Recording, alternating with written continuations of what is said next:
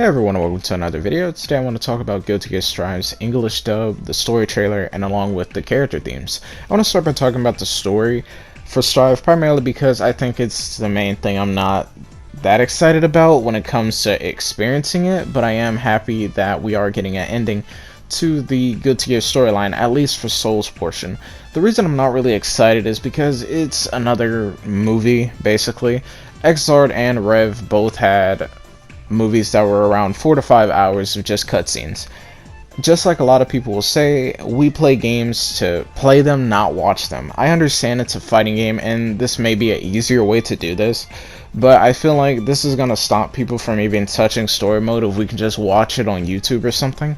It doesn't really warrant anything interesting. I am happy that we are getting to see a whole bunch of locales and details and stuff, but I feel like having this stuff only be a movie isn't that enticing to sit through in 6 or 5 hours again.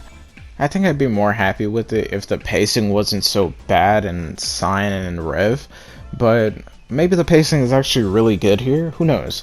I'm just hoping that it is at least better overall from those two, because sometimes the pacing in Xrd stories are incredibly slow, and it feels like filler for the most part, and the story doesn't really pick up until the last 2 or 3 chapters. On that note, I want to talk about the English dub. I think the English dub for Strive is overall really solid, considering that a lot of the dub actors are half of the Xrd actors that were really good.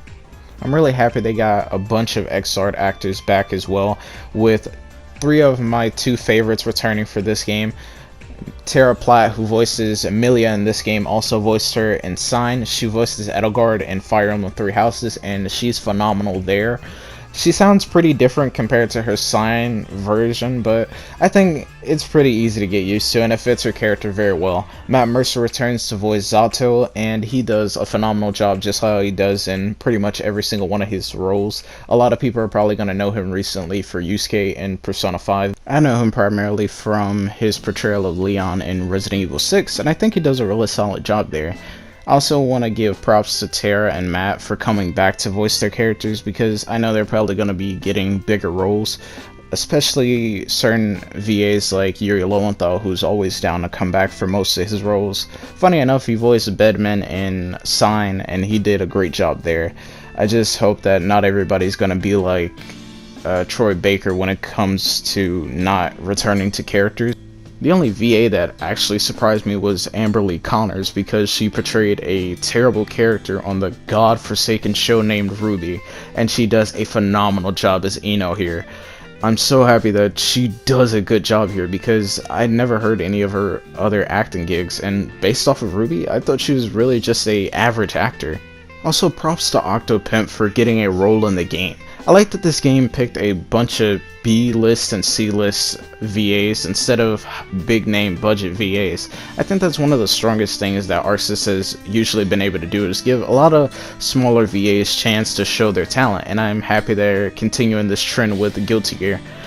On that note, I want to talk about the character music that we got and character themes. I think most of them are really good. Some of them sound really weird, example being Leo's, but I think it'll take some time to get used to. A lot of people have been flaunting over May's theme, and May's theme is fantastic from what we heard of it so far.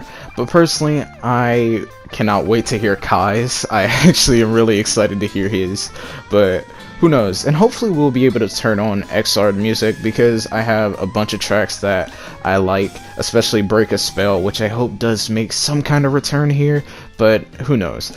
The music choices for this game sound slightly different, but I'm happy that everybody did get a vocal track this time around, and I'm hoping that continues for every DLC character.